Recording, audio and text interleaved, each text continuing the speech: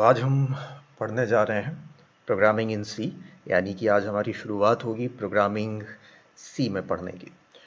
तो लीजिए, सबसे पहला प्रोग्राम आपके सामने हाजिर है। इस प्रोग्राम को जनरली प्रोग्रामिंग दुनिया में हेलो वर्ल्ड प्रोग्राम कहा जाता है। सी ही नहीं, आप कोई भी लैंग्वेज जब आप पहली बार पढ़ते हैं, चाहे वो C++ हो, चाहे वो जावा हो, पाइथन हो या जावास्क्रिप्ट हो, तो अमूमन पहला प्रोग्राम हमसे यही बनवाया जाता है किसी भी किताब में, किसी भी इंस्ट्रक्टर के द्वारा, हेलो वर्ल्ड।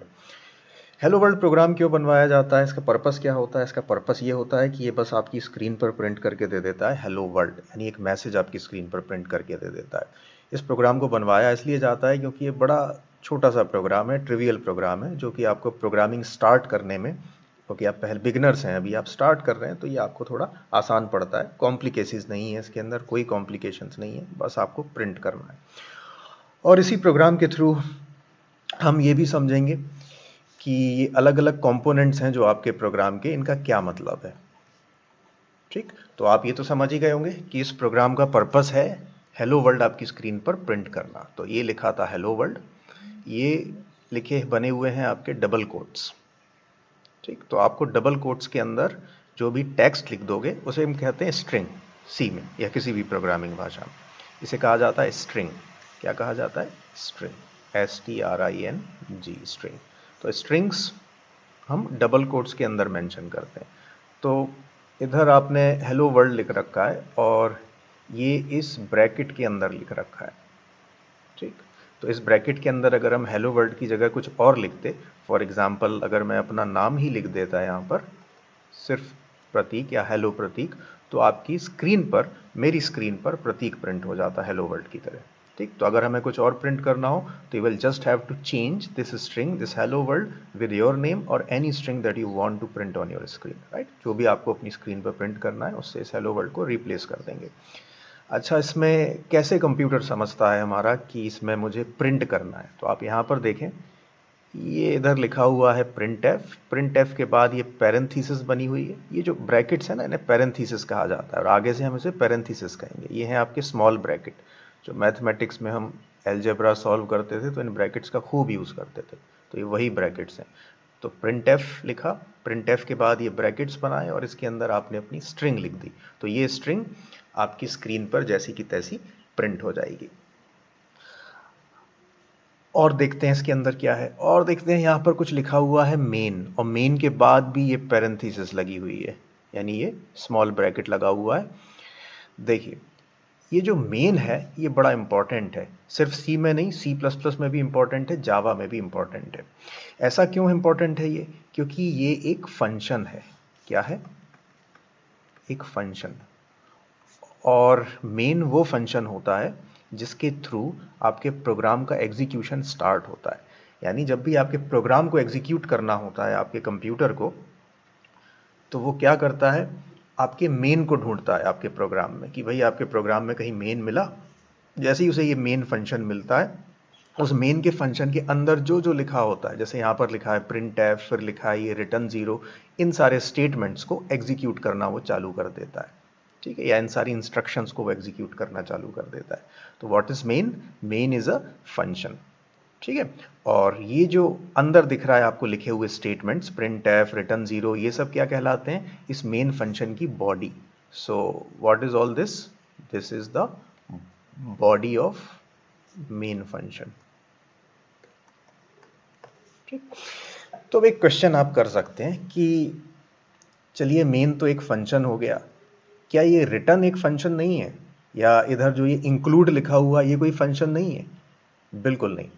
फंक्शन को पहचानने का मैं एक तरीका बताता हूँ आपको। अगर कोई वर्ड मिलता है आपको प्रोग्राम में, जैसे यहाँ लिखा हुआ है मेन, और उसके बाद ये स्मॉल पैरेंथीसिस आपके सामने, या ये पैरेंथीसिस बना हुआ मिले आपको, स्मॉल ब्रैकेट बना हुआ मिले, तो आप समझ जाइए 99% ऑफ द टाइम ये एक फंक्शन है।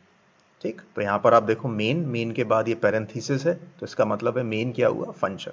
अब आप पूछ सकते हैं कि यहाँ ये प्रिंट एफ लिखा है, प्रिंट एफ के बाद भी तो ये स्मॉल ब्रैकेट्स बने हुए हैं, पैरेंथीसिस बने हुए हैं, तो क्या प्रिंट एफ भी फंक्शन है? बिल्कुल सही, प्रिंट एफ भी एक फंक्शन है।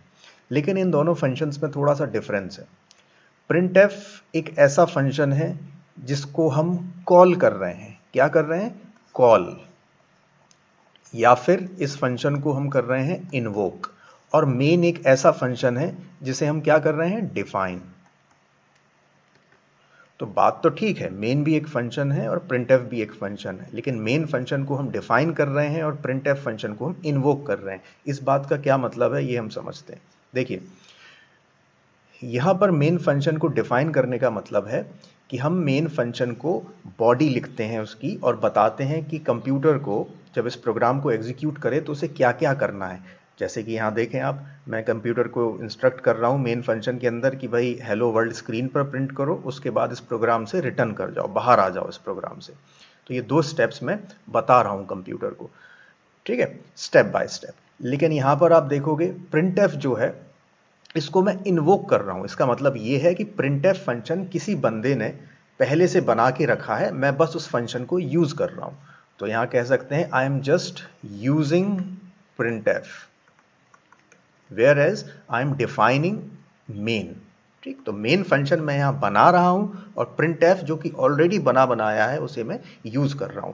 तो आप सी में देखेंगे, सी को एक फंक्शन ओरिएंटेड लैंग्वेज कहा जाता है। ये फंक्शंस के ऊपर काम करती है। आप खूब सारे फंक्शंस बनाते जाते हैं और उन फंक्शंस को रीयूज करते जाते हैं, बार बार यूज करते जाते हैं। जो जैसे यहाँ पर प्रिंटफ किसी ने ऑलरेडी बना के रखा है, मैं बस उसे यूज कर रहा हूं। मेन को यहाँ पर फंक्शन को मैं बना रहा हूं। और आप देखोगे लगभग सभी प्रोग्राम्स में आपको मेन बनाना ही पड़ेगा।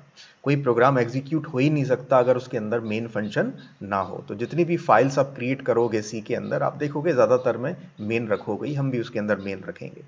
ठीक है, तो ये तो बात हो गई एक मेन फंक्शन की और एक प्रिंटफ फंक्शन की। रिटर्न जीरो की भी बात कर लेते हैं। ये रिटर्न जीरो है, जो इसे कहा जाता है रिटर्न स्टेटमेंट। क्या कहा जाता है, रिटर्न स्टेटमेंट। ये किस काम में आता है, तो ये आपके कंप्यूटर के लिए एक समझ लीजिए इंस्ट्रक्शन है कि जब उसे रिटर्न जीरो मिले, इस पर्टिकुलर फंक्शन को एग्जीक्यूट करना छोड़ देना है और इस फंक्शन से बाहर आ जाना है। ये है हमारे रिटर्न का मतलब। अब इसके बाद जीरो क्यों लिखा है, जीरो यहां पर इसलिए रखा है क्योंकि मेन के पहले आपने यहां पर इंट लिखा है। इंट का मतलब होता है इंटीजर। इंटीजर को शॉर्ट में प्रोग्रामिंग में कहा जाता है इंट। ठीक, तो यहां पर इंट लिखा है इसलिए हमने यहां पर क्या लिख दिया, जीरो। इंट एक इंटीजर है, जीरो भी एक इंटीजर है। तो जब यहां पर इंट लिखा होता है तो इसका मतलब है हम अपने फंक्शन को बता रहे हैं कि फंक्शन जब तुम एग्जीक्यूट हो जाओ उसके बाद एक इंटीजर रिटर्न करना, राइट। तो इसका मतलब है ये जो मेन फंक्शन है ये क्या रिटर्न करेगा, एक इंटीजर वैल्यू रिटर्न करेगा। ऐसा हम प्रॉमिस कर रहे हैं इस फंक्शन को बनाने से पहले। तो जब ये फंक्शन की हम लास्ट स्टेटमेंट में पहुंच गए तो हमने देखा कि भाई हमने तो प्रॉमिस कर रखा था यहाँ पर इंटीजर बनाने का, तो यहाँ पर हमने क्या करा, रिटर्न भी करा दिया एक इंटीजर। हालांकि इस प्रोग्राम का ऑब्जेक्टिव किसी वैल्यू को, इंटीजर को रिटर्न कराना नहीं था। इसका ऑब्जेक्टिव था सिर्फ आपकी स्क्रीन पर हेलो वर्ल्ड प्रिंट करना। पर फिर भी क्योंकि हमने प्रॉमिस किया था कि ये फंक्शन एक इंटीजर वैल्यू रिटर्न करेगा, तो आखिरी में हमने अपने प्रॉमिस को फुलफिल किया और यहाँ पर रिटर्न जीरो लिखा। ठीक है, तो किसी भी फंक्शन से बाहर आना है अगर हमें किसी प्रोग्राम में, तो हम रिटर्न जीरो यूज करेंगे, विशेषकर मेन के लिए। अगर यहाँ इंट की जगह कुछ और लिखा होता, आई मीन कोई ये फंक्शन एक ऐसा फंक्शन होता जो कि कोई स्ट्रिंग रिटर्न करे, तो हमें यहाँ पर जीरो नहीं लिखना पड़ता, उसकी जगह कोई स्ट्रिंग वैल्यू देनी पड़ती। इन बातों को हम आगे सीखेंगे। हाल फिलहाल आप इतना समझ लीजिए कि किसी भी प्रोग्राम को बनाना है तो आपको उसके अंदर एक मेन फंक्शन बनाना पड़ेगा। और मेन फंक्शन को इसी तरह से बनाया जाता है, पहले आप लिखते हैं इंट, उसके बाद मेन, और फाइनली एक रिटर्न जीरो। और उसके बीच में आपको जो भी स्टेटमेंट्स लिखने हैं, जो भी इस प्रोग्राम से करवाना है, वो आप उसमें करवा सकते हैं। फाइनल वर्ड्स, यहाँ पर आप देखेंगे एक लाइन और है, हैश इंक्लूड stdio.h। तो आप विचार में होंगे, सोच रहे होंगे कि हैश इंक्लूड का क्या पर्पस है। देखो भाई, इंक्लूड से समझ में आ रहा है ये मेरे प्रोग्राम में कुछ इंक्लूड करने के काम में आ रहा है। और क्या इंक्लूड कर रहा है ये इंक्लूड कर रहा है stdio.h। stdio.h क्या है, stdio.h एक फाइल है। इस फाइल के अंदर बहुत सारे फंक्शंस के डिक्लेरेशंस होते हैं। यानी कि आपने देखा इस प्रोग्राम के अंदर मैंने प्रिंटफ यूज किया, और मैं आपको बता चुका हूं प्रिंटफ एक फंक्शन है जो ऑलरेडी किसी और ने बना रखा है, मैंने तो बस उसे रीयूज किया है, राइट। तो stdio.h वो फाइल है जिसके अंदर प्रिंटफ डिक्लेयर्ड था, प्रिंटफ के बारे में जानकारी थी। अगर stdio.h में इंक्लूड ना करता तो मैं इस प्रिंटफ फंक्शन को यूज कर ही नहीं पाता। किसी भी फंक्शन को यूज करने के लिए आपके प्रोग्राम के बारे में, आपके प्रोग्राम को उस फंक्शन के बारे में जानकारी तो होनी चाहिए ना, कि कहाँ से यूज़ कर रहे हो, कहाँ से आया। तो ऐसे ही समझ लीजिए stdio.h वो फाइल है जिसके अंदर printf और इस जैसे कई सारे फंक्शंस जो कि बेसिक प्रोग्राम को बनाने में हमारी मदद करते हैं, उनकी जानकारी रहती है। तो stdio.h एक फाइल है जिसके अंदर फंक्शंस, printf फंक्शन और इस जैसे कई और फंक्शंस की जानकारी मौजूद है। तो आपने काफ़ी कुछ सीख लिया। ये लाइन है मैंडेटरी, ये ज़रूरी है include stdio.h करना, क्योंकि अगर आप ये नहीं करोगे तो printf जैसे स्टेटमेंट्स एग्जीक्यूट नहीं कर पाओगे। उसके बाद आपको एक फंक्शन बनाना पड़ेगा जिसका नाम होगा मेन, क्योंकि मेन फंक्शन बनाए बिना आपका प्रोग्राम एग्जीक्यूट हो ही नहीं सकता। तो आपने लिखा यहाँ इंट मेन पैरेंथेसिस और इसके बाद ये करली ब्रेसेस चालू करें। ये करली ब्रेसेस इस बात का सूचक है कि अब आपकी मेन की बॉडी स्टार्ट हो गई। अब यहाँ से इसके बाद से आपको अपने मेन फंक्शन के अंदर अपने स्टेटमेंट्स लिखना चालू करना है। और ये जो राइट करली ब्रेस है, ये एक बार मिल गया तो आपका कंप्यूटर समझ जाएगा कि मेन फंक्शन यहाँ पर आकर ख़त्म हो गया। ये है पूरी कहानी। और रिटर्न ज़ीरो को भूलिएगा नहीं, रिटर्न ज़ीरो ज़रूरी है क्योंकि हमने मेन के पहले प्रॉमिस किया था कि ये मेन फंक्शन एक इंटीजर टाइप की वैल्यू रिटर्न करेगा, तो इसलिए हमने इंटीजर टाइप की वैल्यू जो कि यहाँ पर ज़ीरो है उसे रिटर्न करा दिया। और बीच में एक फंक्शन यूज़ किया printf, जो कि ऑलरेडी किसी ने बना रखा था, हमने उसको रीयूज़ किया और हेलो वर्ल्ड आपकी स्क्रीन पर प्रिंट किया। अब आप ये सोच रहे होंगे ये तो आपने बिल्कुल प्रोग्राम बना दिया है, हमें समझा दिया है, लेकिन ये एग्जीक्यूट कैसे होगा। देखिए, किसी प्रोग्राम को एग्जीक्यूट करने के लिए हमें कंपाइलर चाहिए और एडिटर्स चाहिए जिसके ऊपर हम उस प्रोग्राम को लिखेंगे। ठीक, तो इसको हम कवर करते हैं अपने अगले लेक्चर में। इस लेक्चर के लिए इतना काफ़ी है। तो अगर कुछ समझ में ना आया हो तो you can comment me, otherwise please do like this video and share this video with your friends. Thank you.